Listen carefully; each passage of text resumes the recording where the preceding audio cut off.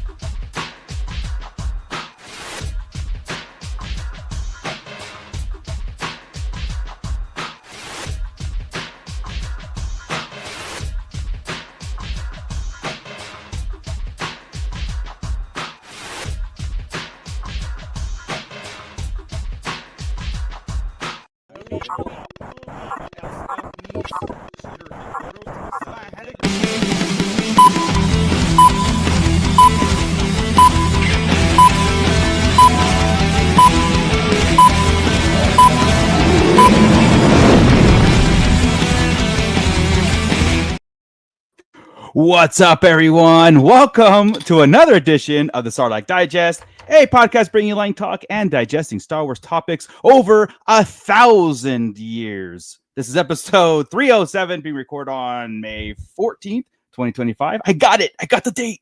Yes. Wow. I am your host, Darth Butcher. I got Scott Solo here.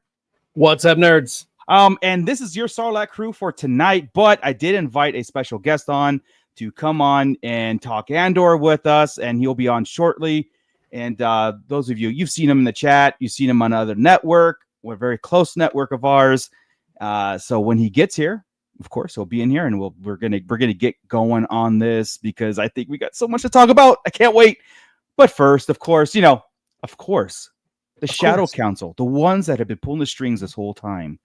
The one that knows the whole long game of the Sarlacc Digest. Or do they? I don't know. Scott, our Shadow Council. They might know better than we do. I mean, we're only the show. I mean, I'm sure they do. Yeah. They need their proper shout out. Plus, everybody who's being digested in the pit right now. All right. So, hey, welcome back, everybody. As you see, we have a hologram projector now with us. That's kind of fun. Don't worry. You didn't pay for that, but what you do help us pay for are all the other things like backgrounds, foregrounds, graphics. Our StreamYard bill coming up. That's the big thing right there, right? And that is thanks to these fine folk here. That's AJ from the Forbidden Panel, Brandon and Anya Epler, Brian C., Cliff, Commander Bly, Commander Cook, Crystal E., Don the Dad Dorn, Eric Grubb, who I think Don the Dad Dorn is actually commenting on a different episode of ours right now instead of actually being in the chat. So I got to text him and let him know you're doing the wrong thing. Oh, that's funny. But anyway, Eric Grubb, Flavy Davy, Gavin Connor from the Holy Hour All Cure podcast, Justin the Vanilla Thunder, Mervine Bolanos. I'm gesticulating with my hands as if you can all see it. Matt Logic, Mufftack is back, Nicholas Schaefer, and Obi-Wan Kenobi. So if you want to join our Patreon, if you want to join our Shadow Council, let's get this stuff. Yeah, we changed it for a reason, Scott. I know what's wrong with me. We go to patreon.com/Sarlacc Digest Podcast, or scan that QR code right there and donate a couple of bucks. We really appreciate it. If you want to throw us a super chat, we don't mind that either. It all goes right back into the production of this show, and it allows us to pay for special guests like this fine fella here. The check cleared. What's up, What's going on? Wah, wah, wah, wah. How's it going over here in this world? Oh, you got no idea. Well, you have an idea, but it's going down tonight, man. Dude, it's going to. I invited you on knowing that you watch Andor, but I have no idea what your thoughts are. But we're gonna find out very soon. I'm gonna give you the bird's eye view. Okay. I'm excited.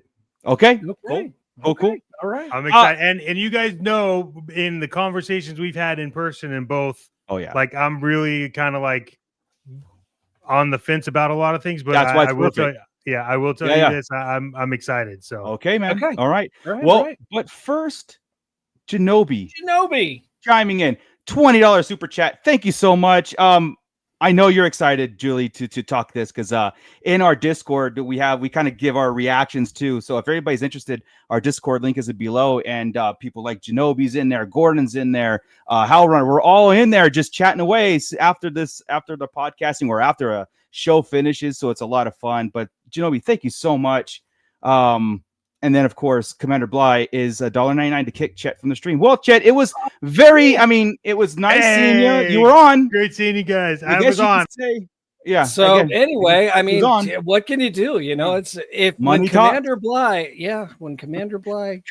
just, I mean, he just, Alexander Storm, $2 checking in. I'm going to be Bly tonight. Please kick Chet off again. Chet. Oh, man. Oh my gosh. Like I'm the moneymaker on this channel. Wow. So I mean, if only we're on a roll. I mean, if anybody wants to send us some to put him back on the show. Right. Yeah. Dude, yeah. Well, I appreciate it so much, guys, for the super chat. Look, he's gonna destroy a vintage TIE fighter if he does it again. So we better stop. Moocher knows what this is. Exactly. TIE interceptor, baby. Yeah. So our pit. Let's get him in. Let's get him involved. Let's do this, Scott. All right, cool. So we have our friend Gordon Skalski. He is here. I mean, he wasn't at our May 4th event. Can't hold that against him. Is he our friend anymore? Things. I mean, I don't know. Well, we do have friends everywhere. So, I mean, That's right. And then we've got Commander Bly saluting us. That's very, and thank you for that super chat to kick Chet off. We really appreciate that. We've got our friend Rhino Hobbies in. He's in the house. You can't have a show without Rhino Hobbies in there. Absolutely not. Nor Basil G. So we got Basil G hanging out. We've got Santo 1414. One of these days, we're going to get him up here for one of our May 4th events. Yeah. And let's see who else we got. We've got Mr. Senior, Doctor, Director, Hellrunner Base. He's in here. Let me see. They were taking shots, trying to figure out how many horns were on Savage Opress's head. Right. 9. I counted them several times to make sure. 9 on Savage. 10 on Maul. Remember that for the future, everybody. Yep. Yeah. You never know when that might come in handy. Let's see. Who else have we got? We have got Meeks is in there. What's up, man? Meeks? We got Dr. Brantley in there. We've got Mando Mike. And Stu John Jedi. And of course, we've got the SKN Shadow Nose Network. We know a thing or two about them, folks. Alexander Storm. They're okay. They're okay in my book. Right. They're fine. Mine too. Yeah. The aforementioned Genobi's in there chilling out. Who else have we got? Scrolling. It's hard to keep up with everybody. We've got Arthur Henderson in there. Yes. So hey, anybody else in there? Just give us a shout. We'll throw your name up there too. Just for jeez. Look at how much money have I made you guys? Chet right now? is a money maker. Dude. That's what the SKN guys say too. It's weird. Yeah. Thank you, Mando, for rocking that man bun. Hell Thank yeah. Thank you for donating $2 to them. I appreciate it. It helps them pay for things. It's great.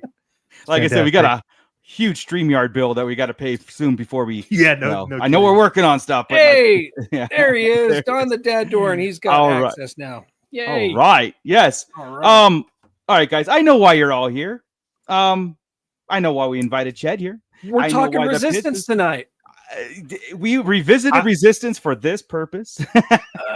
Are we gonna talk about this like in arcs? Like, are we talking like arc 1, arc 2, arc 3, arc 4? Or are we just kind of? Sometimes we try that way, but we're just. I think what we'll do is we'll hit beats, right? We'll talk about like Andor, Bix, Mon, and we kind of go around this whole finale, right? But the first thing we like to do, of course, Andor finished, guys. So again, spoiler from this point on. If you haven't watched it, hit us on the replay crew.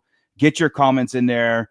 What we like to do first and foremost is do a score, right? You could score this from a 1 through 10 and say, hey, this block of this week is a 10, or I'm just kind of saying a 10. It's a number, or the entire, and we should do the entire Andor, like all of it, series 1 and 2, both seasons, as a whole, right? Yeah. I know that we've been talking, because we have our group chats and everything with Grand Admiral Franz and Ernie and stuff, and Ernie's not on because he's got work, but he hasn't watched it yet, so he is on the replay crew. But Chris has, I want to put his out there first. He thinks these last 2 weeks are solid. They're really, I mean, they're high up there on the list, and you guys know Chris's gripes and all that stuff about Andor being in his words, slow and doesn't need to go to certain places, but these 2 weeks have really revitalized the series for him, and he's enjoyed it, especially going right into Rogue One and how Rogue One fits in this whole thing. And the creators are right, in my opinion. Andor series changed Rogue One. Rogue One changed A New Hope. I mean, this is the Star Wars I like, and this is one I've been telling you guys for a long time. This is the what I love about Star Wars is this more than the comic book. When I say comic book, the poppy, Saturday morning stuff, I enjoy it. The Clone Wars stuff, I love it. But like, I've been waiting for this. And to finish a series up like this, it was mind blowing in my in my opinion. But we'll let Chet go. Give us a score, man, even in this block or Andor as a whole. Where does Andor rank for you now? So I've been pretty vocal about this. Rogue One is probably my like top tier Star Wars anything, just because it's exactly. It is literally just espionage in Star Wars world, which is like all that I ever wanted to see. If I have to go, if I had to give you my rating overall for Andor overall, I would have to give you the fair rating, moving from the arc 4, which basically is like the final moves in the legacy arc, where you find people's backstories, you start hearing things, and move back into how they were building up to it. Right. I think they could have done better. Okay. The first part of season 2 was a little slow.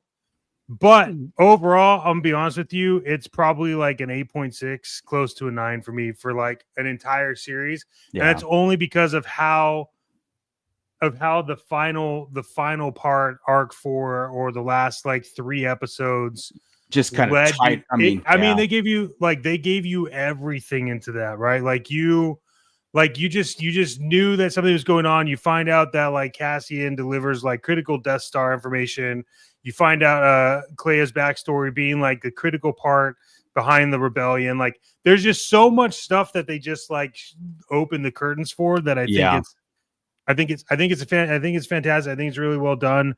This is the kind of Star Wars I think that we need to see more of. I think this needs to be the staple. I mean, it's hard for them to go back with current anything that they're doing, but let's say the movies need to be this type of good, like this type of cinematography, this level of attention to detail and character development. And they can because Rogue One. Oh yeah, exactly. Mhm. Like I said, you give Tony Gilroy and Dave Filoni the keys to the kingdom, because those two, one with the vision, one with a story, that's a masterclass. Yeah. You know.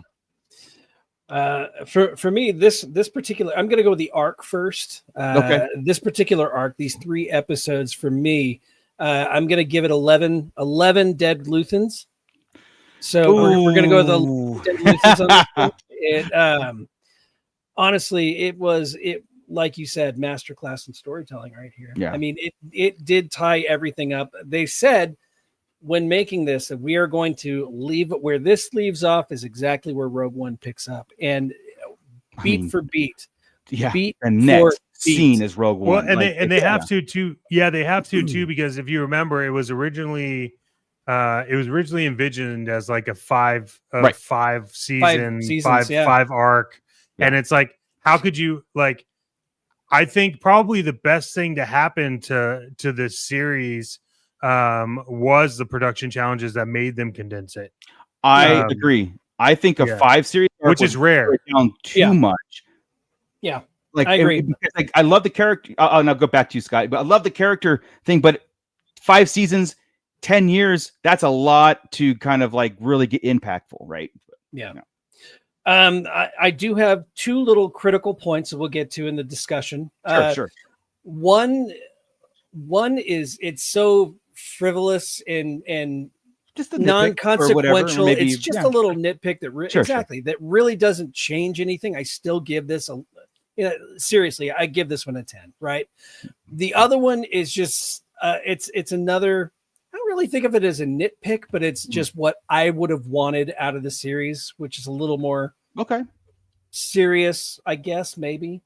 But overall, for the entire series as a whole, season 1 leading into season 2, I can't give this thing anything less than a 9. Overall for the 2 seasons wrapped together. Both seasons had a few arcs that were a little slow, but they always ended solid. And if you notice, each arc was like that. Starts a little slow, builds up momentum, powerful finish. And this it just continued with that arc, and it works. It builds that tension over every arc, and it was a beautiful show. So I loved it. Cool. I'll hit the chat real fast here. Genobi, a girl cried over Star Wars Andor, no judgment. No. And you had every right to. I mean, if anything, Andor gave us an extreme emotions throughout the entire season 2, especially. I mean, season 1 had its moments, but season 2, and I think, like I said, how Chet was talking, is like because it was condensed and because it was done, I think it was done very well. And I think the arcs had just enough marination where it was like, all right, it's not too much, it's not too little. Like there might be a little bit more on some aspects, but overall, especially going into Rogue One, it was like very, very well put together. If you didn't have that build up, if you didn't have that tension, if you didn't have that slow marination, the payoff wouldn't have been as great, right? Exactly. I mean, you gotta take it. Exactly. Yeah. But I also agree too, if you stretch it out to weekly and more seasons, you might lose some of that impact too. Because Tony Gilroy is very well known for taking something and staring at it and shaking it until it's no more not recognizable, right? But if you give him like, you only got 15 minutes. All right. And he's like, that's enough for a dance. That's enough for a march.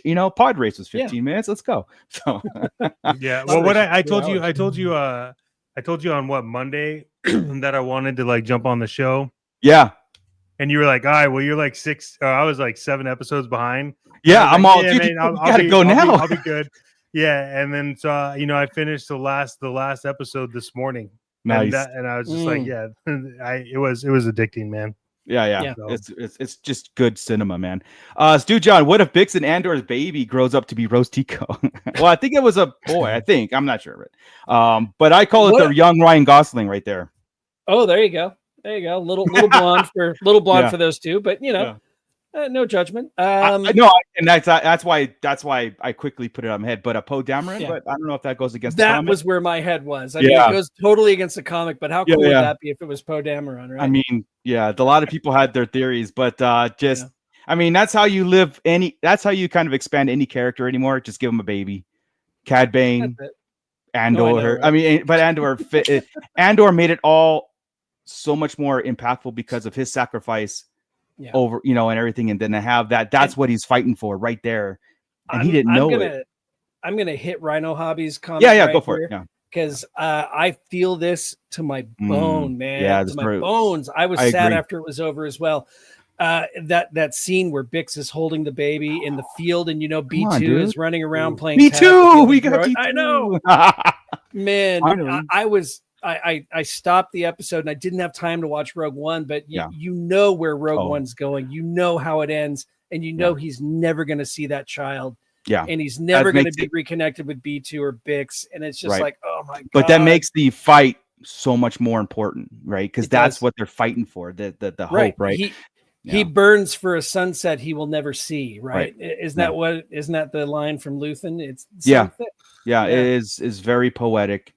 Hal Runner watched the Rogue One right after I did too, and it was almost like a season 3 of Andor because the Galen talk during Andor, this one, and then all of a sudden the intro to Rogue One was a flashback to Galen and Jin, and then it's like, and then it carries it forward. I'm like, here's season 3 right here. It's so good. Just unfortunately a really short season 3, but so good. Adam S. Yeah, I'm late. What's up, guys? No problem. Just hey, Adam. Doesn't matter if you're late. You come in. So Dr. Brentley, the episode without Andor was some of the best TV ever. Luthen and Clea's story was heartbreaking. I'm very, very happy that we went there, and we got some answers about Luthen, and we'll talk about it. Diablo Cooling, 10 out of 10, of course, for him. Mando's at 6.5 as a whole. He wanted more pre-Rogue One events and not a montage in the last 3 episodes. 1-3 boring, 4-6 we're okay, not exceptional. Okay, well, we'll talk about it. We'll talk about how it really did. I mean, I don't know how much more pre-Rogue One stuff you needed in that, but hey, we'll talk about it. Stu John, 11 out of 10 dead Luthens. That's right, buddy. That's right. We got Fraud Luke. 3 seasons would have been perfect. Yeah, I mean, I think Tony Groa probably would have wanted 3 also to get that. But again, if you look at Rogue One, it is the 3rd season. It's so we got 3D T3D Troopers. I think he's been here before. And he's tied.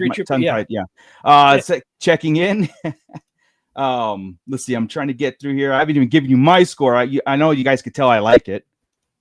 Nah. So Douglas Tupper checking in. We've got Rick Jones. Too many babies on my Star Wars.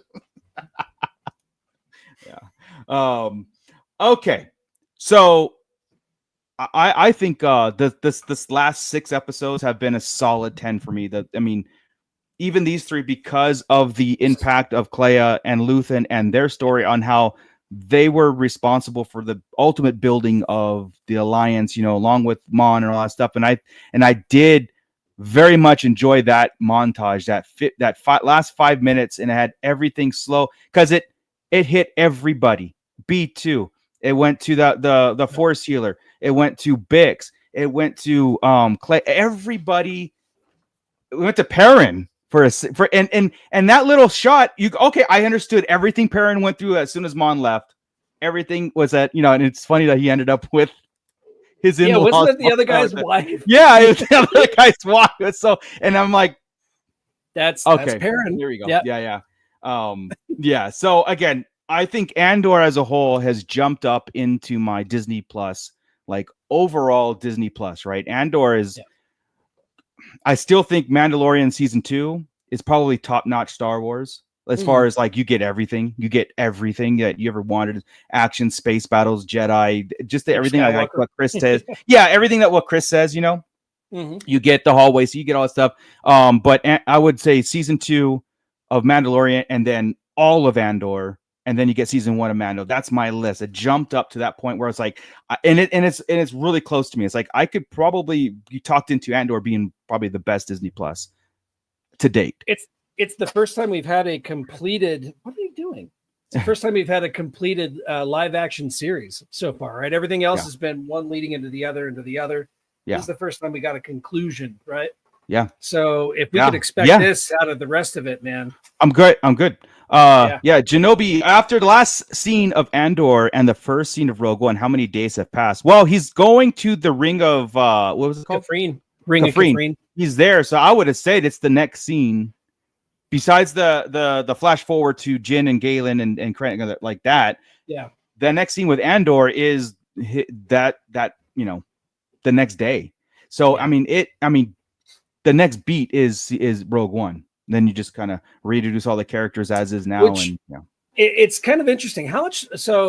Question, how much time do you think took place over these last 3 episodes? Because whenever the gong happened, we are 1 year before the Battle of Yavin, right? So is that, 12 months? Whatever a year constitutes in the Star Wars galaxy. I mean, it could be 6 months for all we know. Yeah, we don't know. I mean, who knows, right? Watch the sequels. How do you calculate? How do you calculate galactic time when every place has a different star that it's anyway? Yeah.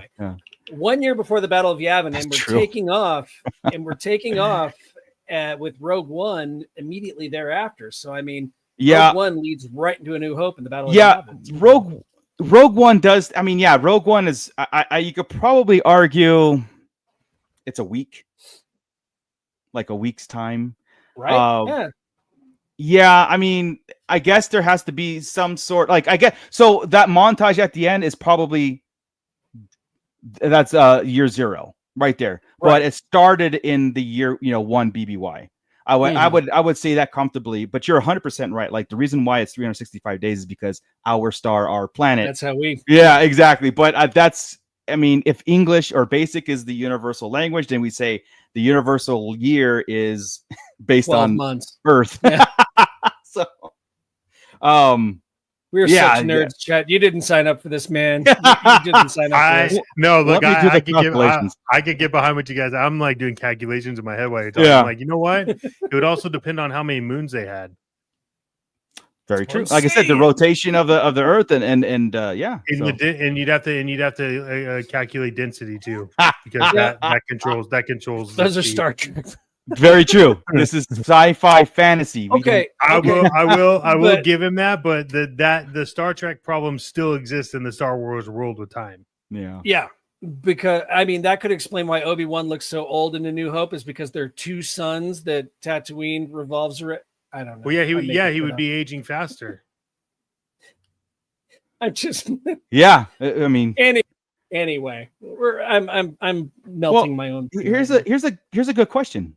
Arthur Henderson, how do you think they found out about Jin and where she was? Might have been interesting to see that. That is, you're right. They know about Galen, unless they just looked it up, because remember, Galen was with his family on the Death Star, and before he went to an exile, basically. So this could have been So Rebel intelligence probably found out, and but in Rogue One they knew her alias, what she was going by. They knew what prison that she was, or the labor camp that she was being brought to. But it was again, and they knew there was a kid, because I mean, Krennic said there's a child, find it. Yeah, so there's more spies in the Empire than they know, I think. Yeah. So but it's a good question. That'd be But that's what I like about, like, when it's really well written. Like, you then jump off and you start going like, I would really want to see that backstory. I'd really want to understand where that is. Like, how's that? So I that's why I think it's good. Yeah, and that's this is why we kind of coined the term line talk, because every time we would stand in line for a Star Wars movie or what have you, this is what we'd be talking about. How did they find out about Jin, and how, and then we would theory craft this whole thing in our head, because we take facts and what was presented on screen, and then we tie it in and be like, can this happen? Yes, or no, it can't happen because of this. It's hence this is what we do. It's all theory crafting, but a very good question too, because that's like, when I read that, I was like, I don't have an answer. I don't have I can give you the short answer, but yeah. Dr. Bell, I looked it up for my video. Coruscant has a rotation of 365 days a year and 24-hour days by a remarkable coincidence. Yeah. So that's the center of the universe, and so that's the universal time, right? Like speaking basic is the universal language. Do they have leap year? Could you find out for us, Dr. Brantley, if they've Yeah. got leap year? Yeah, that's the important. That's the important piece here. I mean, And then we've got this. Get alive, nerds. Exactly. While they're sitting there watching us talk. Yeah. Get alive, nerds. I mean, not yet though. Yes, Genobi. So Cassian dies within a week or so after Andor's last episode. Yeah. Yes. Heartbreaking. Ain't it? Not knowing, and then how with what's her name telling Andor, you should find Bix. Like there's if you ever get a chance, after when Andor said when all this settles, and everybody's like, oh my god. Yeah. It's almost the thing that's like, I wasn't shocked to know that she had a baby. And as Andor's kid, I wasn't shocked, but I was shocked at the same time. Like, I wasn't shocked, but I was like, yeah, all right. But the brilliance of the show is like you immediately hit on it. That's what the rebellion is for, right there. That kid, that child is what they're fighting for, right? It's right. And it goes back to the freedom, the manifesto. It goes. This episode did so much tying everything back to even Dedra's the shuttle piece that Andor had that was selling to Luthen. She had it, and it came all the way back from episode 1, season 1 to now, and how it was perfectly, like I said, it rhymes, right? Yeah. So and may I say how perfectly poetic Dedra's ending was, dude. Number one, the fact that she ended up being the whole reason why the rebels knew of the Death Star's existence.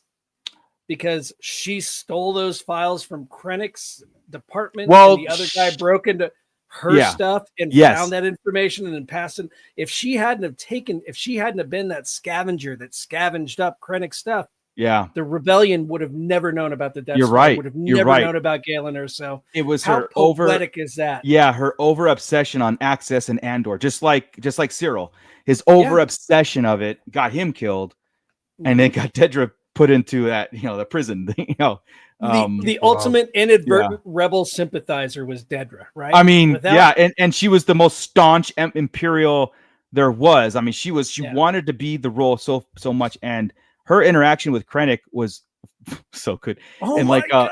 And when he put his finger on her head, and like Mando Mike pointed at the finger. I'm like, what's he talking about? I'm like, the finger. It's like when you're interrogating.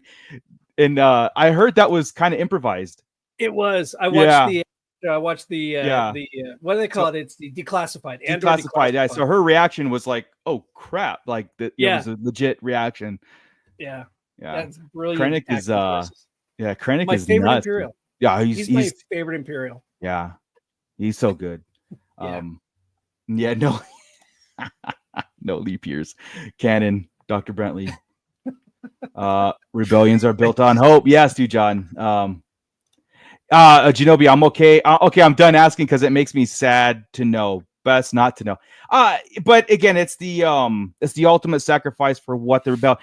If this show did anything, like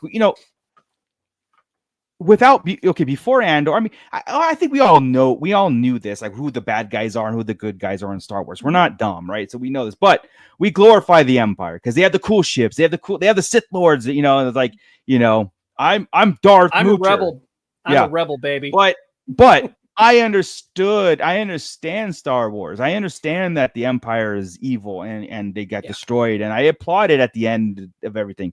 But what this Andor showed was that side of the rebellion, meaning more than just people who don't like the Empire. It's like, we don't like them. It's like, it's like, no. It goes so much beyond that, because left to their detriment, there's no stopping them, right? It's all Palpatine's plan. He's the peace in the universe, and his vision is not good, And what we saw in Andor was the oppression, was the long game of the Empire, the deliberate black what's it called, black ops, or the black flag operations that they do to make them look good, and why people call them terrorists. False flag. Yeah. But the whole thing about calling the rebellion, terrorists, changed in my eyes.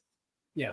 because before I'm like, yeah, of course the rebels are terrorists. Look at it because they're the the empire's the government, but it's a everything is manipulated and manufactured. It's not genuine. The empire isn't a genuine a government, because even A New Hope, the emperor disbanded the Senate because of all these actions. Like, there's too many problems. Gone. He's like, I am the true dictator now. And it's like Megatron, peace through tyranny. Right. Exactly. That's Megatron's call sign. Exactly. That is. Yeah. So. Okay. Yes. So, sorry. Stormtroopers were finally scary. Yes. Yeah, that was awesome. So I did, like I said, I had two small nitpicks, right? Yeah.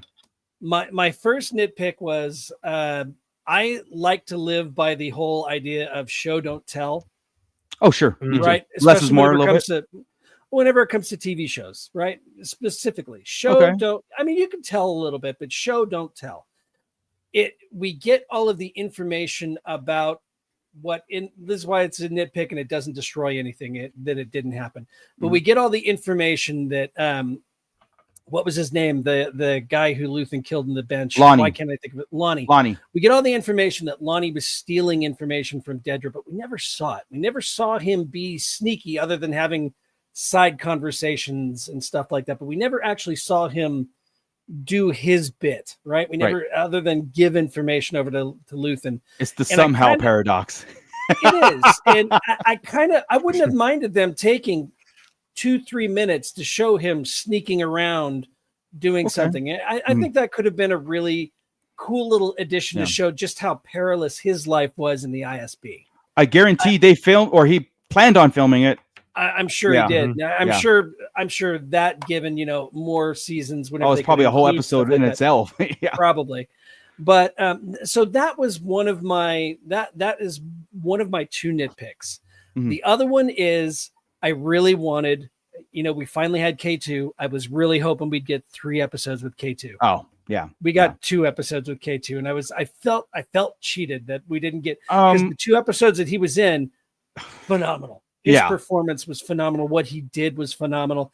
Just being such a fan of K2SO, same. I really wanted more K2. Yeah, same. It's like the adventures of Andor and K2 were only 2 or 3 things, but there was a year that they bond. Yeah, and that's a Tales of, right? Tales of Andor and K2 could have been a thing. Like I'm in. And then they're playing cards and all that, and they tell how many times they've played cards together, and it's just.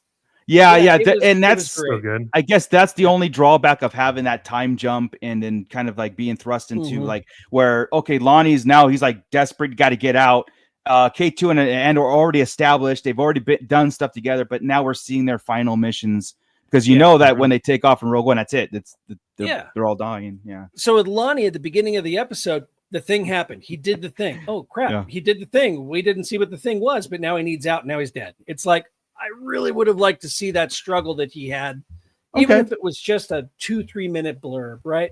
Sure. So honestly, like I was telling you, because you and I have a side chat going, and I told you I had 2 little nitpicks. They don't kill anything. No, that both of those don't. And I kind of agree. I got most of the stuff in like in my head with Lonnie. I kind of got it because of that time jump, you had to really kind of, all right, Dedra's here. Lonnie's here. Okay, all right, cool. We're into these things, and it does a very good job catching you up. But I do agree with you on the K2 because I thought K2 was absolutely brilliant. The whole thing about the man that you don't like is here. It's like to Luthen. I mean to Bail Organa to Andor. And that's another thing. Bail was such an asshole, but I get it. But he was such an asshole. It kind of almost like a power trip a little bit, right? And then it kind of shows Mon Mothma's in charge, not you, buddy. Yeah, I mean, it goes you in that round table in Rogue One, how they're sitting there, and none of them want. Only Radis, a couple people want to go to war over like to Scarif, and the Alliance, and it's fragile at this point. They were like, this thing's on the brink of collapse. If I agree to this, it's going to collapse. No one's going to want to fight. They don't think this is the fight. You know what I mean? They don't believe that this power weapon is anything more than just a rumor, or maybe it's not as big as they think, right? Until Jeddah, until Rogue One, essentially, which is, it puts a lot of things in perspective.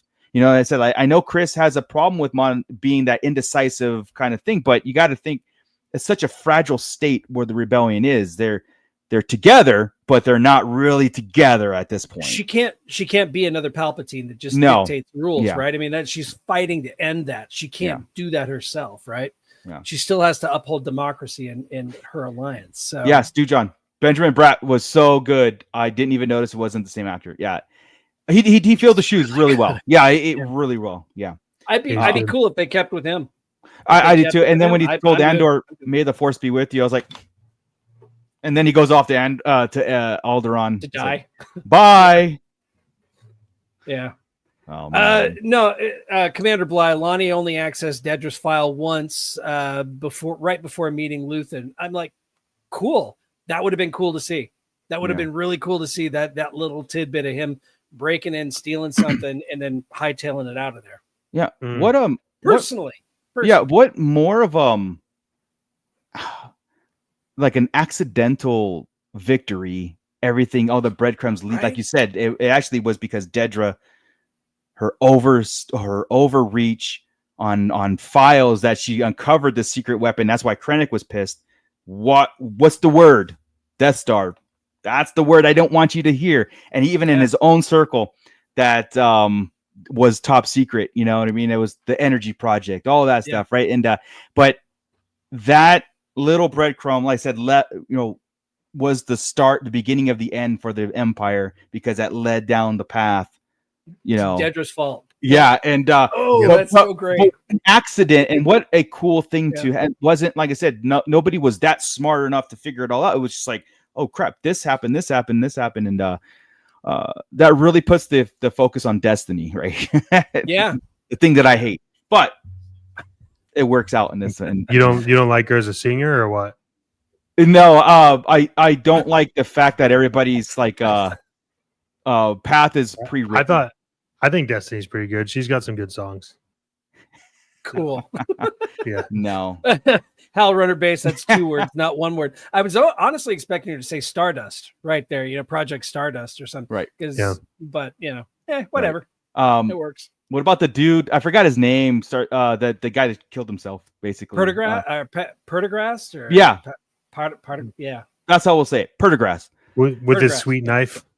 No, not Luthen. Perdigrast, the guy in the ISB office that shot himself. But the way it was shot, because this whole thing was his fault to let this leak.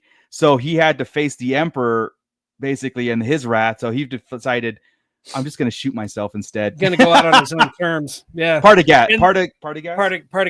Yeah. Cool. And the other guy's reaction in the hall where he knew it. Puts up his hand whenever the stormtroopers started moving. Look, man, that's why again, I know Chris had a problem with the masterclass, kind of, and I didn't see. I took it as different. I took it as cinematic masterclass. Yeah.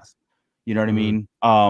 And that, like I said, every scene and how they wrapped up all these characters, where in the past shows we don't get that a lot. We get a lot of open-ended. We get a lot. I mean, of course, this is Rogue One, right? This is the precursor to it. So of course we know that the loose ends are being tied up. The messages to Lucasfilm and Kathleen Kennedy. I know. Hey, Kathleen Kennedy's tied to this. She greenlit all this, and my bad. Oh, would you? I removed myself. What the nobody paid for that yet. So I know. I gotta wait for that money. Yeah, it takes a lot of money to get me off the deck. It actually doesn't, guys. Just ask me in chat. I'll do it. But the every scene wasn't rushed. Even like the montage, even like the subtle nods, like parent stuff, it wasn't rushed, because it's like the way it was done is like, I get it, man. I get it. It was that's how it was. And look, I know that, and I said this last week, I know I'm overly positive because it deserves it. Have I been negative on stuff? Oh yeah, go back and watch some episodes. Wait until I get on my soapbox about the sequels. You know what I mean? That's when you'll see Darth Moocher really that's a weekly come alive. So you don't have to wait long. It's also a touchy subject, but what I like is what I like, and this very much reminded me of what Star Wars is. You know what I mean? And here's the thing about this, and I'll throw this to you guys too, and I'll stop talking for a second. When the Empire took over, Okay, when you had the Galactic Empire and you had to follow the Jedi, all the bright colors in the universe, all these things, right? Very energetic. There's just hope and all this stuff. When the Empire took over, it became an industrialized storm, right? Everything disappeared. Goodness, color from the universe, everything just depleted. And even the magic depleted. Even Sith Force users, anything just gone.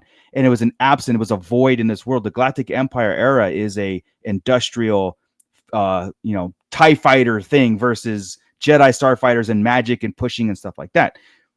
And I like that era. And so when I watch Andor, watch Rogue One and the original trilogy, that is because it makes the Force so much more powerful when you see it.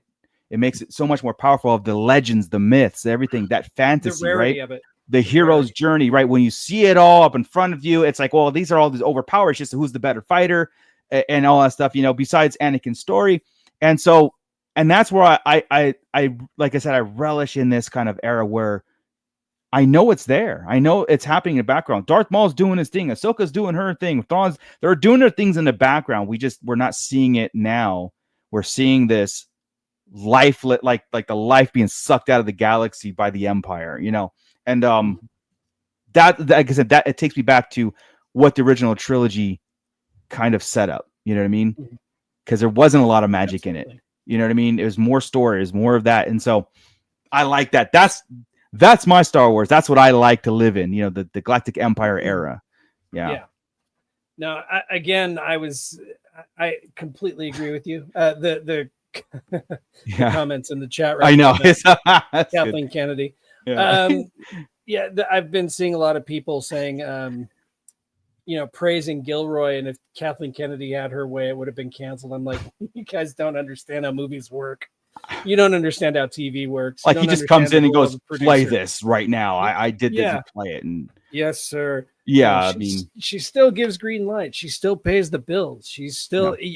We've said it on the show for years now. For all the good, you got to give Kathleen the benefit of the good and the bad. Yeah, she is in charge of Lucasfilm as a whole. Yeah, she's in charge of the good. She's in charge of the bad. Yeah, you got to give it to her both. You can chalk it up to, but the only her fault was allowing a lot of people in instead of picking and choosing, reining it into a select people that actually do good stuff. She left, and therefore a lot of people had visions for Star Wars and did anything they wanted, and she let it go under the guise of the times, the political environments, all that stuff. That's that she gets hit for. But I think she learned that lesson, and unfortunately, I mean, the fandom did kind of go ape out of it too. Even Iger, though, he's the one who said he's the one who pushed for them to make the sequels as fast as possible to make their money back from the purchase of Star Wars. Yeah. So there's another entity there. If you want to point a finger at somebody going too fast, go too fast, too strong. Look at the ultimate money man right there, right? For pushing it. But otherwise, at the same time, he's also the main money man. Because of him, we have Andor, we have Rogue One, we have. You got to take the good with the bad. Yeah, and this all goes back to one man, John Knoll. John Knoll, he was one of the the prequel ILM guys in charge of everything that you see. ILM wouldn't exist without him. All the CG and all that stuff. Rogue One was the side project. He handed to Kathleen Kennedy. Kennedy said, "Yeah, go for it, but it's a side project. Let's see what happens." And just Mandalorian is another example. Jon Favreau said, "I've got this idea about I think it was supposed to be Boba Fett at one point, but they just said a Mandalorian, and then Grogu was almost like an experiment. And then look what this launched. It launched, and now it's launching a whole side mission. It's when they put too much thought into it. I think that's where it kind of derails, right? Like, like Book of Fett was too thought out in a way. Yeah, it's like they had to, they really overdid a character that shouldn't have been on screen more than two. Even if it's a show about him, it shouldn't have been on screen more than 5 minutes in the entire series. I think. Right. Too much thought.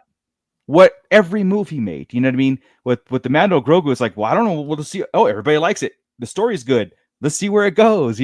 Yeah. Ahsoka can teeter on the too much thought, but I think it's Dave Filoni's vision but he's got foundation that he's launching. Let Chet speak.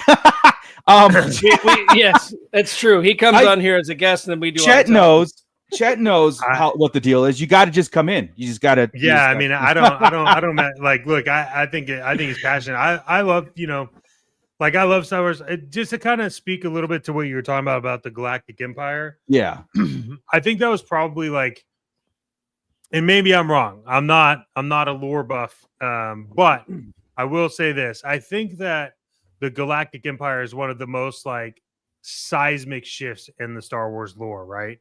Because when you think about it, like I'm a massive Empire fan. I love all the ships. I love everything else. Best movie and ever. I'm just gonna give you a perspective, okay? The Galactic Empire, yeah, you had a massive political impact, right? They basically became like from republic to like dictatorship, like overnight. You had a lot of like the militarization, you had surveillance happening, like this big brother idea, culturals and species, like, they were the supreme culture. Everything else was like, and then economically they're able to like strip mine any planet that they want to. It doesn't matter. But the Empire, if you ultimately think about this, and I kind of said this to you, but like at the end, like, wasn't Darth Vader like the good guy? And like if you're really on the Empire, right? And this is right. What's crazy is like you look at, and it's got me like really thinking about this again, just watching like Andor and then jumping into like Rogue One. Like, I think one of the things that the Andor did really well was get you to feel both sides. Mm-hmm. So you got attached to people on the rebellion side, you got attached to people on the Empire side.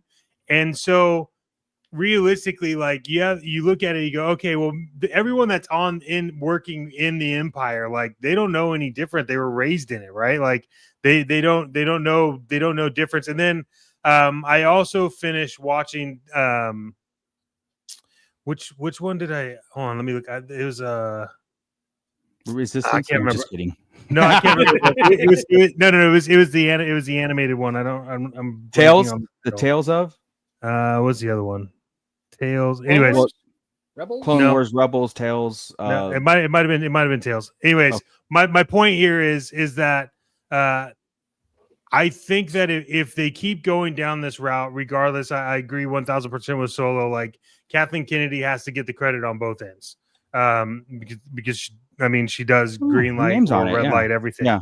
I'm hoping that because the Galactic Empire was such a massive shift, I'd love to see more in the realm of how that became and like what happened before that. And I know that there's things you could read about it and things like that, but I'd love to see somewhere in there, and then also kind of like dig into like the lore more on the rebellion side. So yeah, Bad Batch, I think, is what you would want to, if you want to see that transition from one era to another, watch Bad Batch. Bad Batch does a very good, especially on the Empire side of things. It really shows that transition, and it does show that beginning of the oppression too, of the Empire growing into almost like we're the liberators, but then we were liberators became the oppressors.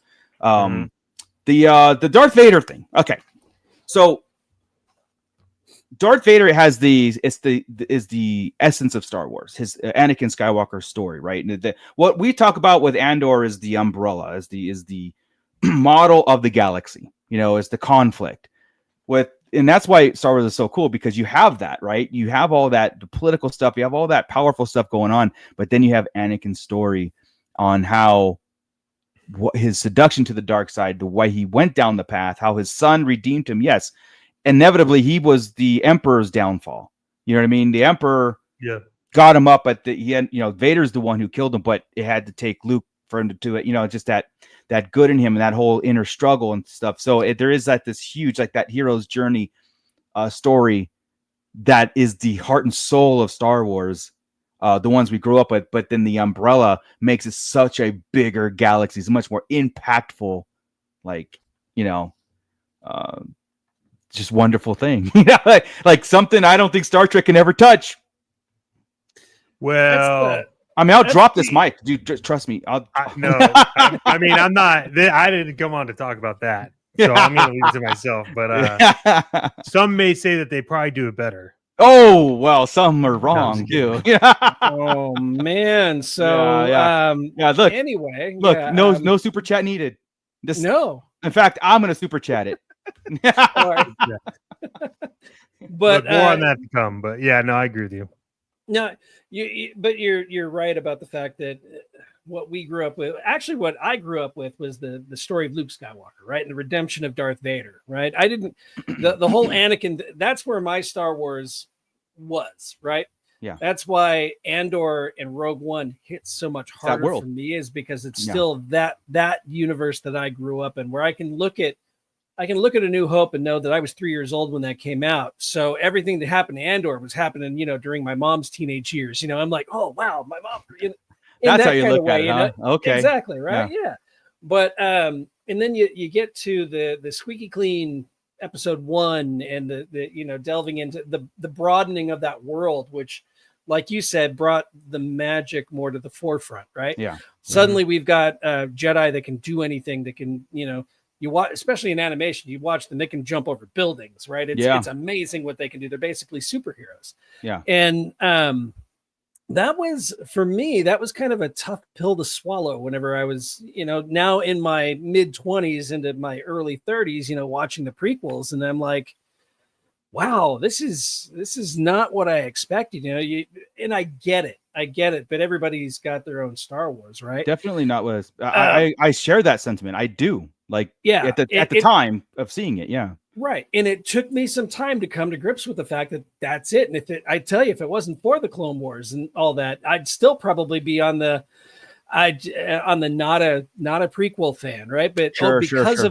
because of that, it made me grow my love for Star Wars. Right. Yeah. But having Andor, and past that, we've of course had the sequels. We all have our opinions on the sequels, and the Ahsoka series and Mandalorian, which is great and gritty still. But then to have this Andor thing pop up in the middle of all this later on down the line, it just draws you right back into that original trilogy era, right? It gives you those original feels, but in a darker, the original Star Wars were all PG. This is the PG-13 Star Wars that I feel like this is the grown-up Star Wars. This is what I grew up for. Was this? This is my vision for prequels. It should have been that.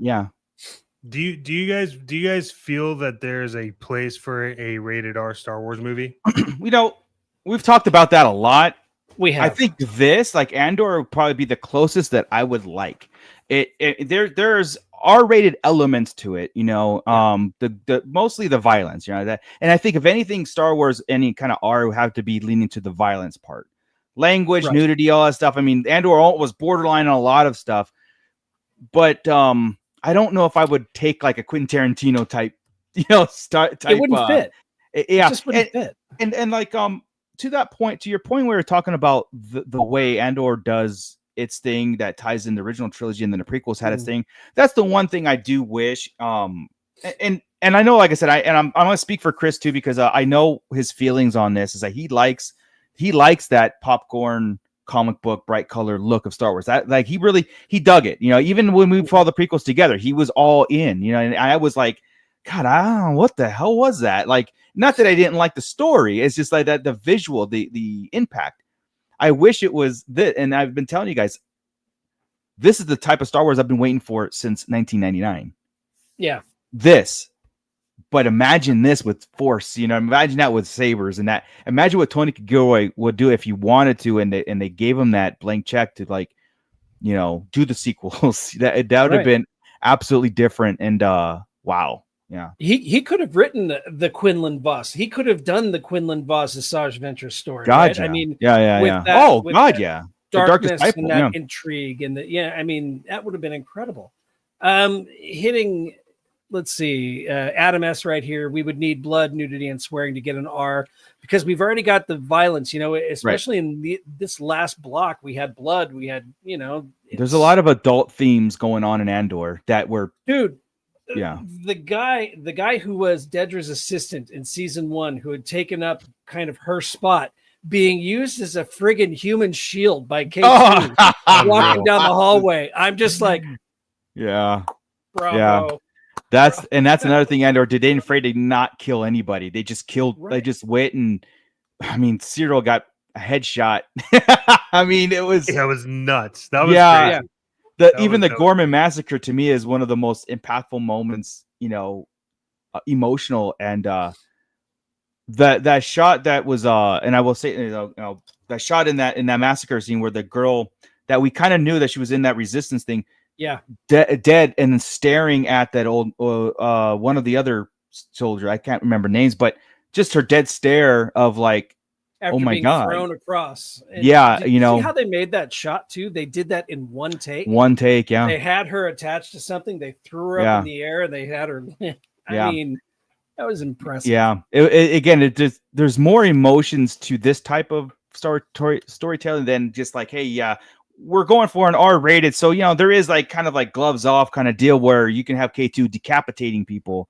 Yeah. Is that really needed in Star Wars? I mean, would I balk at? I probably, just like Chris did with the rape scene, right? It's too far for Star Wars.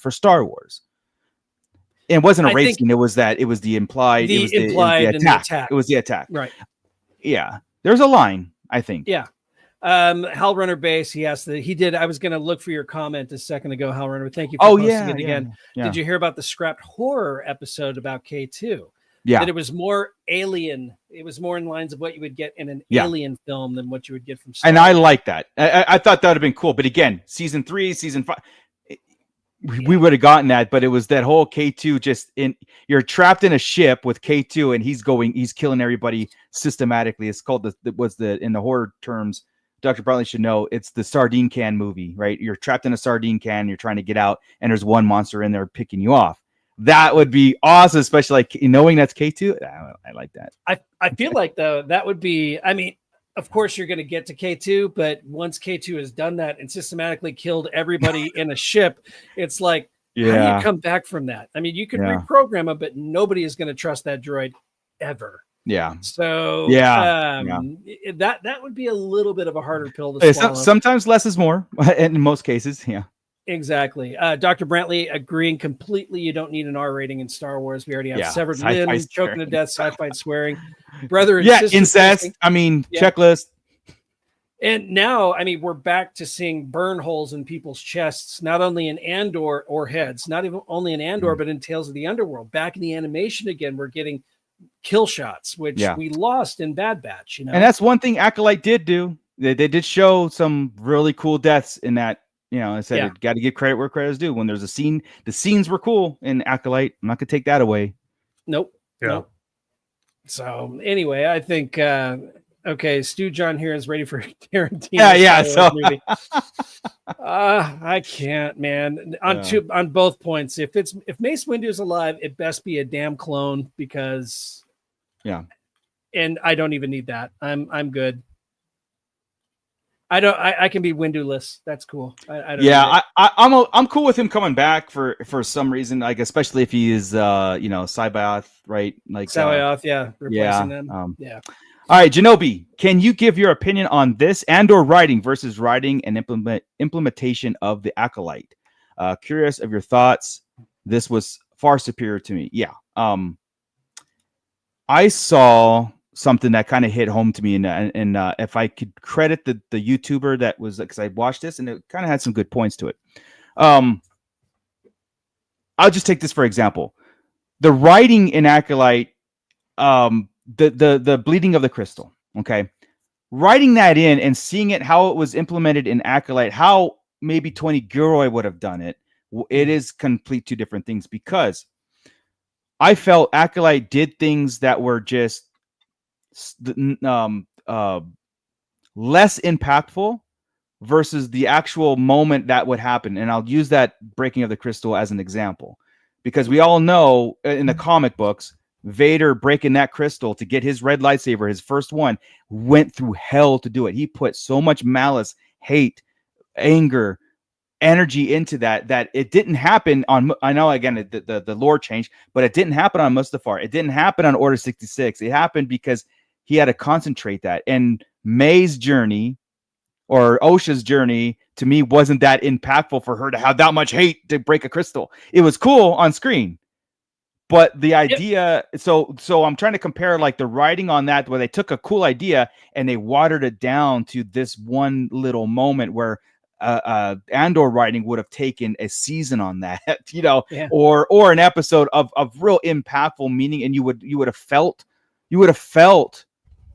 that emotion of that Sith Lord breaking that crystal versus what Osha did. So I'm using that as an example of like the two different writing styles. They took like more a complex notion and made it simple in Acolyte. If I may also, if you look at Andor and the ultimate story, what was told, the time and effort and the methodical scenes, the methodical way it was made, right? We had an end point. We knew we had to get to that end point, and there wasn't a wasted moment. Even in the slower episodes, everything built to an end goal, right? Oh yeah. If you want to compare the writing there with Andor to the writing of the Acolyte, where things were very nonsensical in a way, right? Like, let's take Basil, for example, Basil, right? First off, why, other than just have a cute Ewok-looking dude running around? But at the same time, he's doing things that are counterintuitive to what he should be doing and what he was doing before, with no reason and no plot. Yeah. There was just, and that's just one example of the things that made zero sense in there, right? I'm not going to get into burning stone and all like Chris does. It's not stone. It's not stone. And but I've also I've been to places. Safe to say when Chris is in here. I know exactly. I've been to castles that have burned. Okay, it's not just stone. There are other anyway. Yeah. It was nonsensical the way things were done in the Acolyte. It was like a moment for just the sake of that moment, right? Yeah. But the episodes that hit really well. And the scenes that hit really well, like Darth Plagueis coming out and showing his face. The scene where the stranger systematically wiped out all the Jedi on that fake forest planet. Yeah. That was well done, but the rest of it was it was like a Pandora's box of nonsense that every time it opened up, it just got more nonsensical. Yeah. And unfortunately, what we deem as a bad, or what sometimes the fandom deems as a bad series, has some very cool parts to it. Like Acolyte had some amazing, like I felt the lightsaber battles were second to none. Book of Fett failed on a lot of aspects, but had some amazing scenes in there, like scenes, having Hutt twins in, or Rancor Rampage. The end, the Cad Bane was beautiful. It's the Mandalorian episodes. There's it's just unfortunate that we live in this Star Wars in our head, that Star Wars is perfect, and now we have some imperfections intertwined in there. We never grew up that way, where and again, in my opinion, this is Darth Moocher's opinion, but Andor, to me, it was very well thought out, like by smart people, smart writers, knowing how to frame something, knowing how a character is developed, and their impact. Like I said, everything came full circle. Full circle. And we don't get that a lot in Star Wars. Yeah. No, we don't. As a matter of fact, like I was saying earlier, this is the first time we've had a live action ending to a series, and that's it, man. Yeah. And I'm going to point out, Hal Runner here, that we just didn't get it for the Acolyte. No, we got it, man. We really did. We wanted to like it. And there were some, like we were just saying, we will give praise to the things that deserve the praise, right? Mm-hmm. And there's a lot not a lot. Some things that happen in Acolyte were freaking great. I personally feel any scene with the stranger, even before it was revealed that Kamir was the stranger, I'm like, watch this guy. There's something about this guy. I think he's got more to him than meets the eye. And that Manny's acting was top notch. Oh yeah. And he was the one to watch in this whole series. And I feel I'm pissed that we're probably not going to see more of him, and that sucks. I really think we deserve to see more of that character. Even I'll take a Tales of at this point, but I feel like we need his story. Yeah. Continued. Well, Rhino Hobbies at Celebration Japan a few weeks ago said that he was the only one from Acolyte that actually came on, on that stage and had I think he did have a panel of some sort. Did. Yeah. And so, I mean, there might be some future for him. Like I said, comic book. I mean, they're doing Acolyte comic books or novels. Sorry, with Ventress, not Ventress, Vernestra. Yeah, they're doing it. So why? But maybe they're doing it because it's like, all right, let's tie these in because we introduced them in Acolyte. Now we can take the Stranger and let's propel into the Apprentice. Yeah. Now. I told you, Acolyte, Apprentice, Sith Lord, 3 seasons, different titles, all the arcing of the Stranger, and especially if he becomes a Knights of Ren, that would be, or the Knights of Neat. Yeah, if you put me in charge of that story group, that's exactly what I would have done. The Knights of Stimpy. Yeah, I don't need the Monty Python. No, yeah. Come on, guys. Come on. Yep. Yeah, I had the CD in my head had to come out like Star Wars. There you go. Yeah, it's kind of had to change for a second there. Oh. Let's see. Clarence Oddbody. Thanks for checking in. I love the Acolyte. The more girls and minorities, better. I mean, I not a problem with that at all. Star Wars has misrepresented that in a long time. I mean, it's the 80s, it's the 70s. A lot of Hollywood did. We're all for that. We're all for that. It's just that just look at Andor.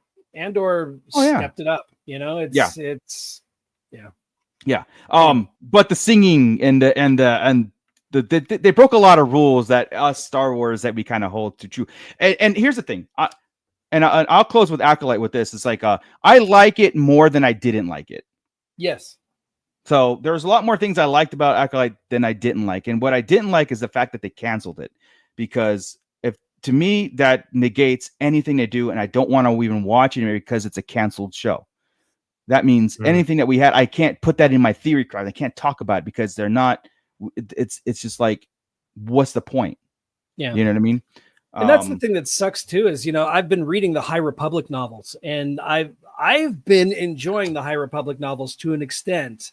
And knowing that that's what this was supposedly all building up to. Yeah. And then we get that before the High Republic novels end. And now I'm not sure if it's going to tie up, if it's going to end, if we're going to see the resolution. Ultimately, it just kind of took the wind out of my sails, Yeah. So, yeah. Clarence, I agree. I think story is story, and then people are people. And so when people suck. People are people. You know what I mean? And it sucks that they have to look at like, it's such a taboo in our society that can't happen. It's like, oh my god, it's entertainment, it's sci fantasy, it's fantasy. I mean, anyway. Yeah, just look at your neighbor. Do they look like you? Probably not, man. The world is filled with people that don't look and don't act like you. And we have 2 arms. Some of us have 2 arms, 2 legs. I mean, it's just. I think what makes us cringe more are the cringy stuff. The cringe, the power of one. The power, right, Bly? Right, that's the cringy moment, and we go, oh. Even that didn't bother me. But on paper it works. Seeing it doesn't. I think. Yeah. Basil is dumb because it's like he sabotaged something for zero reason. He wasn't on anybody's side. It was dumb. Oh my God, Chet, stop me. Don't worry, Chet. I can stop him. So anyway. Hey, how's it going? Finally, we can talk. Yeah, seriously, you won't shut the beep. All right, guys. Well. What's next for the next almost year?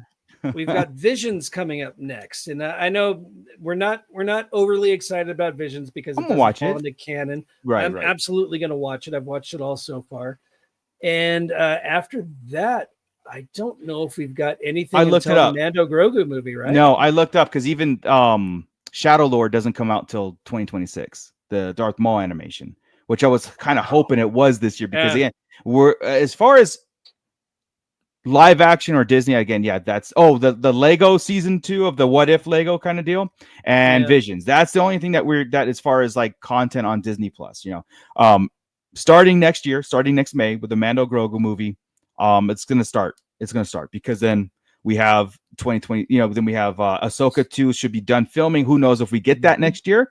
Which I'm assuming. I'm kind of counting on a fall release of Ahsoka, and then of course we got Shadow Lord. Then we've got the Ryan Gosling, and then whatever they do for Celebration 2027, they're going to start pumping these things out in the theaters a lot more. So, yeah, I can't wait for it to actually come back to the theaters. Yeah, me too, man.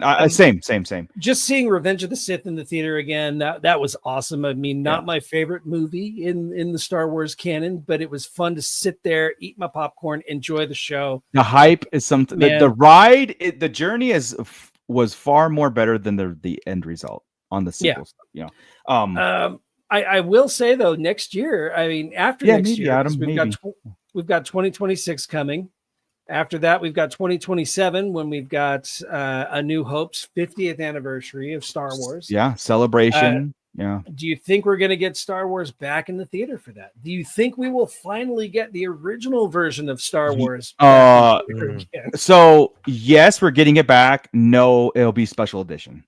Yeah, I know, because I think that's Disney. I think they have a clause in that or something where they will never unspecialized will never see the light of day in theatrical. But if they really wanted that nostalgic hit, then yeah, you put it in well, I don't know if they have it anymore, but even unremastered, just gritty and sound sucks and I'm in, man. I'm in. I've got a VHS tape. I'll pop it into somebody's projector.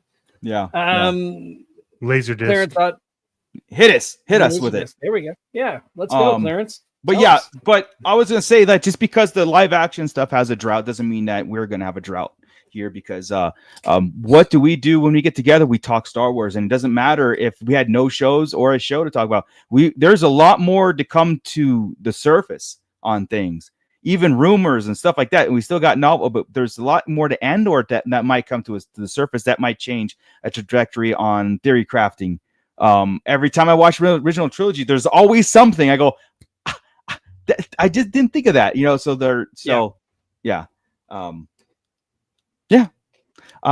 final thoughts from you, Mr. Chet Maddox? No. Well, I mean, one final thought is I finally realized what else I finished watching, which was Tales from the Underworld, and then also Tales of the Empire is the one I was thinking of the most.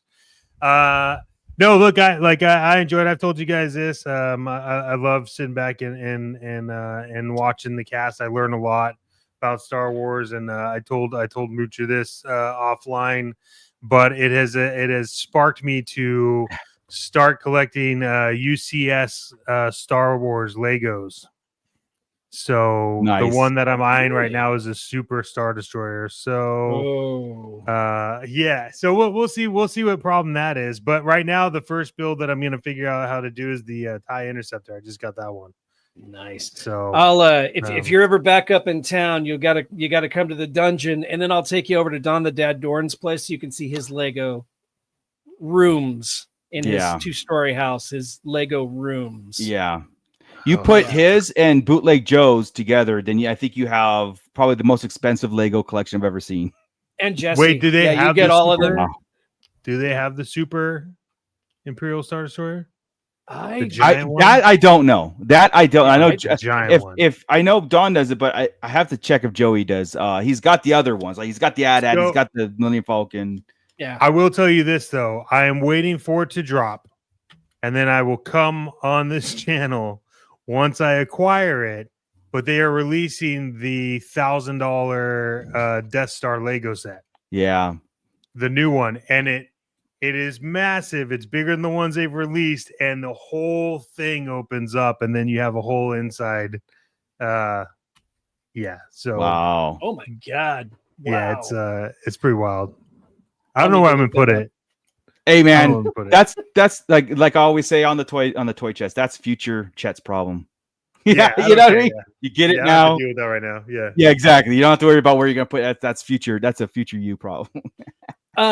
Speaking of Toy Chest, I do have an update. We were talking on Monday about the fact that Target had canceled all the pre-orders for the retro box set, the A New Hope retro box set, and I will tell you that I found it in store. So they canceled the pre-orders, but they still shipped them to the stores. So go hunting. Go hunting, but don't rely on the in-stock order system on their website, because their website said they had 0 in stock. Gotcha. Yeah. That was not Did true. they let you buy it? Yes. So they didn't give you they didn't give you anything about so where did you find it at? Hesperia. In the regular aisle, or was it just in a regular aisle? It was actually, you know what? They actually had the end cap now. So it was sitting on the bottom shelf of the end cap. They had one, and I'm like, mine. So because I had it pre-ordered, it's the first time that they actually canceled one of my pre-orders. So I found it, and they canceled it 2 days ago. Yeah, another reason to join our Discord, because if someone's out and they're looking for that, and if someone's out, you can hit us up in Discord and say, I'm looking for it. We could grab it for you and ship it to you. So yeah. Clarence is saying Timothy Zahn donating one of his personal copies of the Mara Jade lightsaber to charity auction at Congregate in Winston. Awesome. What? Where's Winston? Where's that? He'll sign it and the variant cover comic that comes with the set. Timothy Zahn is an amazing person to meet. He is a nicest guy. And I'll tell you, so cool. I'm gonna leave it like, and we'll close here. So I know the East Coast guys are like, come on, guys, gotta go to bed. Timothy Zahn tells you that he doesn't have time to talk Star Wars. Like, he was like, hey, I don't. But he'll sit there for an hour, 2 hours, and talk Star Wars with you, like no matter what. It's just that, like, because we invited him on to do this. He's like, I don't have time. We totally understand, but in person, like the dude's a heavy Star Wars fan. Homeboy was theory crafting with us at a convention. Yeah. We were standing around, and he was throwing out, North Carolina, cool. Awesome. Thank you. He was such a cool guy. He will stand there and just shoot the breeze with you. He was giving us different insights to what might be coming in the future if he had his way. And I'm like, thanks to Timothy Zahn, I have like 4 copies of Heir of the Empire, 3 signed, 3 variants, because the guy was so cool. I'm like, just give me that. Yeah. All right. I had Jamie Sullivan, because Jamie Sullivan, artist friend of ours, actually did a Thrawn print. And I had Jamie sign it, and then I took it over to Tim, and Timothy was signing it too. It's awesome piece. Great guy. All right, Commander Blythe. Commander Blythe. All right. Yeah, we've gone over our allotted time. Thank you so much. I'm gonna kick it over to Chet. The link is in the description below to the SKN network, by the way. But Chet, Shadow Nose Network. You're a part of that. You're a part. You just dropped. You guys are doing the toy box today. The floor is yours. Yeah, man. Look, there's a lot of cool things happening. A lot of cool things coming up. We have a show June 8th, which I believe Solo, you're going to be there too, right? Which one is this? For the Robo Toy Fest. I will be there. I'm going to have my table, and I'm going to be selling a collection I bought. So yes. Yeah, so we'll be there as well. We'll have I think we're gonna have 3 tables. It'll be us, Odd Frog, and then live streaming, podcasting. Nice. All that. Also, Holy Grail Toys is making their debut there, so we'll see what happens with those guys. Yeah, man, just a lot happening over on SKN. We do Toy Box Chronicles every Wednesday right before the show, and then we ship all of our viewers over here. And then on Fridays at 7 p.m., 10 p.m. Eastern, we do Pixel Plastic Inc. You can catch us live on there. So twice a day, consistently, nonstop. I think right now for like 65 episodes, we haven't missed one.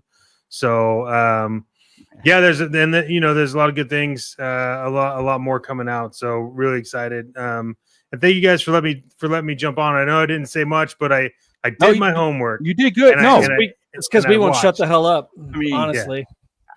Yeah. But I'm excited too. Scott Solo and I are gonna start working on a little project that's gonna, show up eventually. So we're excited about that. So yeah, absolutely. It might have something to do with something in frame right now. Yeah, it's kind of weird, like Knights of the Round Table ish type of thing. I don't know. Yeah. I don't know. Anyway, okay, Scott, you put the Discord link. Okay, cool. I did, yeah. And I'll make sure I that fixed our chat too.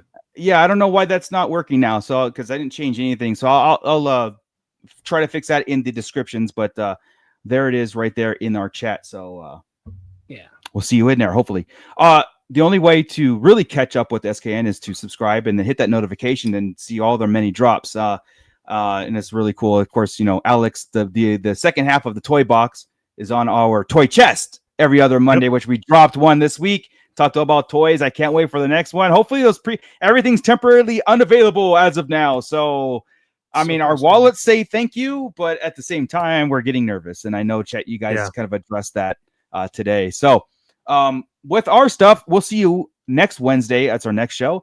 We've got things to talk about. We got Star Wars, man. Star Wars never ever slows down.